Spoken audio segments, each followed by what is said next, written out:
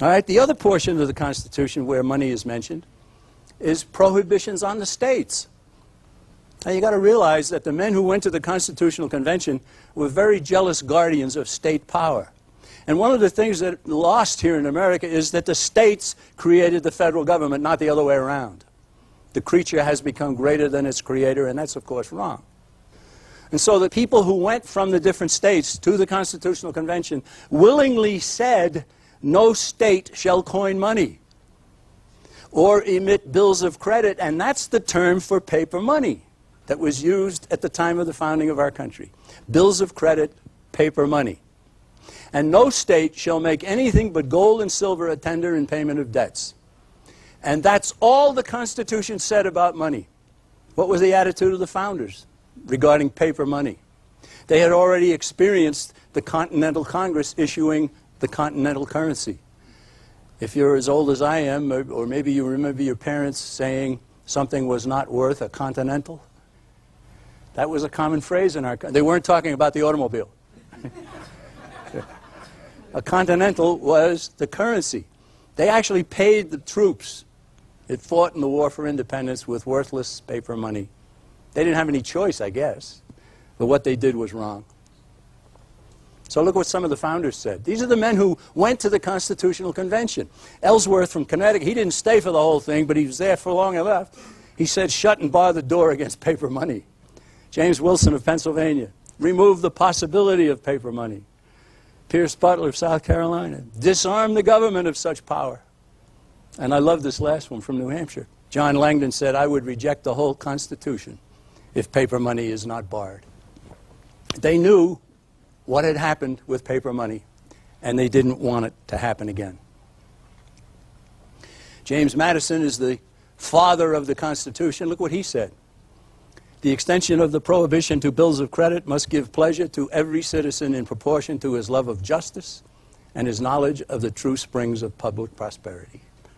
The power to make anything but gold and silver a tender in payment of debts is withdrawn from the states on the same principle with that of issuing paper currency. Let's take a look at currency. We'll draw a picture here of what has happened. I have pictured here a 1907 U.S. Treasury gold certificate. It actually says on it, this certifies that there has been deposited in the Treasury of the United States $10 in gold coin payable to the bearer on demand. The finest paper money the world has ever known. American currency that used to be known as good as gold was because of this. In 1933, President Roosevelt took us off the gold standard. He barred the American people from owning gold. He asked the American people to turn in their gold for paper certificates. 90% of the American people did.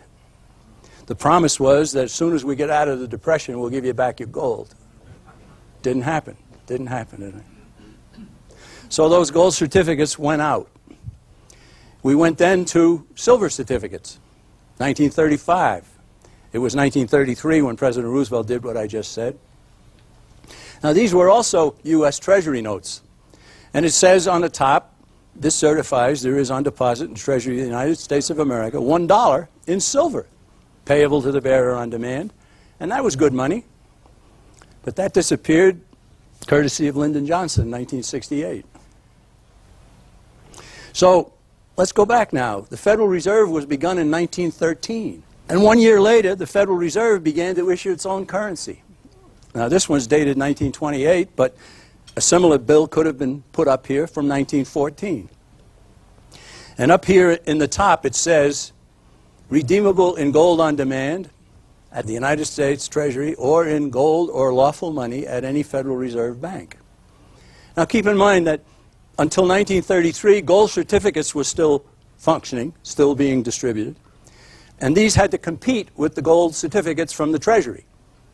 And so the Federal Reserve was very, very careful in saying that, yeah, their notes are also redeemable in gold.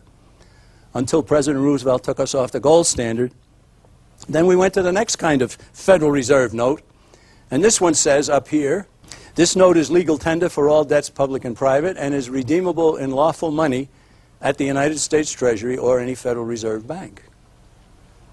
Then there's the famous story about the fellow who took a $20 bill to a bank And he put it up on the counter, and he said to the girl, tell her, he said, yeah, yes, miss, I'd like some lawful money, please.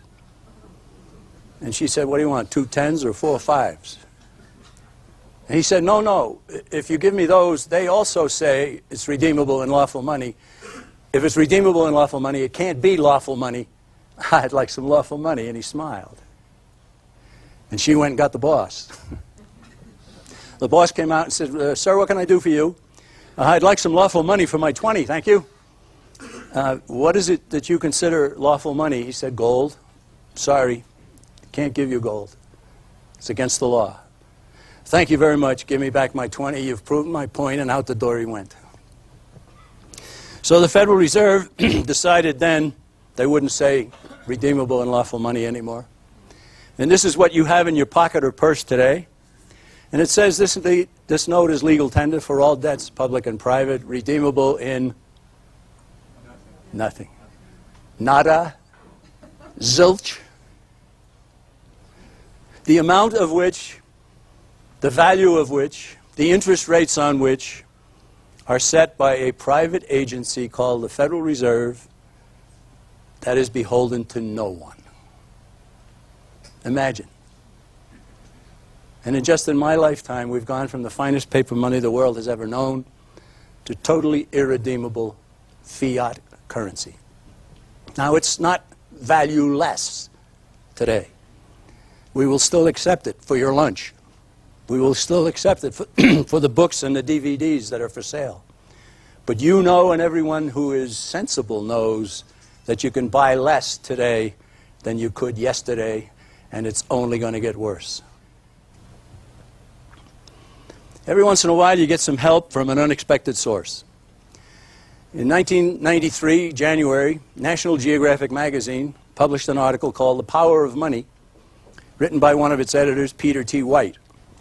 And in his article, Mr. White relates that he had just been told by a Fed official that the Fed had purchased $100 million in Treasury bills from some securities dealers.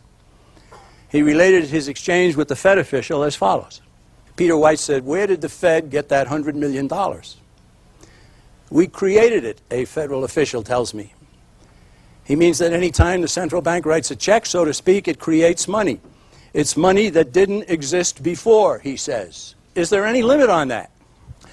And the Fed official says, no limit, only the good judgment and conscience of the responsible Federal Reserve people. Sleep well, my friends, sleep well. Where did they get that vast authority? He said, it was delegated to them, Federal Reserve Act of 1913, based on the Constitution, Article 1, Section 8, Congress shall have power to coin money, regulate the value thereof, which is a bald-faced lie, and that Fed official may have even believed that. I don't know. I don't know who he was. But we just went over what that portion of the Constitution says, didn't we? And it does not say that there is no limit on the amount of paper money that can be created out of thin air by the Federal Reserve.